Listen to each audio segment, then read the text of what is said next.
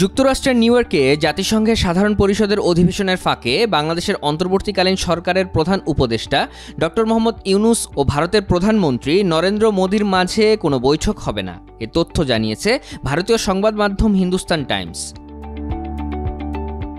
সংবাদ মাধ্যমটি বলছে, প্রধানমন্ত্রী নরেন্দ্র মোদির আগামী সপ্তাহে জাতিসংঘের সাধারণ অধিবেশনের ফাঁকে বাংলাদেশের অন্তর্বর্তীকালীন সরকারের প্রধান উপদেষ্টা ডক্টর মোহাম্মদ ইউনূসের সাথে দেখা করবেন বলে মনে হচ্ছে না। বিষয়টি সম্পর্কে অবগত ব্যক্তিরা গত 18 সেপ্টেম্বর এই তথ্য জানিয়েছেন। হিন্দুস্তান টাইমসের দাবি, এই মাসের শুরুর দিকে বাংলাদেশের পক্ষ থেকে জাতিসংঘ সাধারণ পরিষদের সাইডলাইনে ডক্টর মোহাম্মদ ইউনূস ও নরেন্দ্র মোদির মধ্যে বৈঠকের জন্য আনুষ্ঠানিক অনুরোধ করা হয়েছিল। বিষয়টি সম্পর্কে অবগত ব্যক্তিরা নাম প্রকাশ না করার শর্তে বলেছেন, শেখ হাসিনা সরকারের পতনের পর থেকে দ্বিপাক্ষিক সম্পর্কে যে টানাপোড়েন দেখা দিয়েছে তা দূর করতে সাহায্য করবে এ আশায় ঢাকা এই বৈঠকের বিষয়ে আগ্রহী। তারা বলছেন, এ ধরনের বৈঠক ভারতের এজেন্ডার অংশ নয়। এছাড়া যুক্তরাষ্ট্রে মোদির 3 দিনের সফর ব্যস্ত সময়সূচিতে পরিপূর্ণ থাকবে।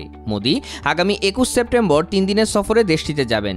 জাতিসংঘের সাধারণ পরিষদের অধিবেশনে বক্তব্য দেওয়ার পাশাপাশি চতুর্দেশীয় জোট কোয়াডের শীর্ষ বৈঠক এবং ভারতীয় বংশোদ্ভূত ও প্রবাসী ভারতীয়দের সভায় যোগ দেবেন বলে দিল্লির পররাষ্ট্র মন্ত্রণালয়ের পক্ষ থেকে জানানো হয়েছে। কিন্তু বাংলাদেশের নতুন সরকার প্রধানের সঙ্গে সাক্ষাৎ হচ্ছে না তার।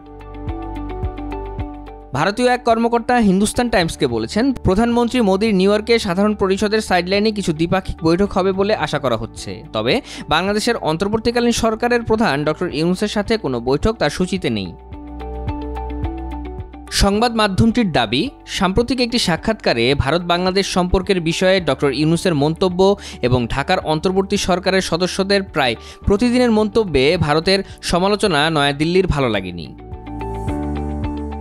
সাক্ষাৎকারে ডক্টর ইউনূস ভারতে নির্বাসনে থাকা সাবেক প্রধানমন্ত্রী শেখ হাসিনার বাংলাদেশের বিষয়ে মন্তব্য করার জন্য সমালোচনা করেন। তিনি ইঙ্গিত দিয়েছিলেন, বাংলাদেশ হাসিনার প্রত্যর্পণ চাইতে পারে। তিনি আরও বলেছিলেন, হাসিনার দল আওয়ামী লীগ ব্যতীত অন্য সকল রাজনৈতিক দলই ইসলামপন্থী, এমন বয়ানের বাইরে যাওয়া উচিত ভারতের।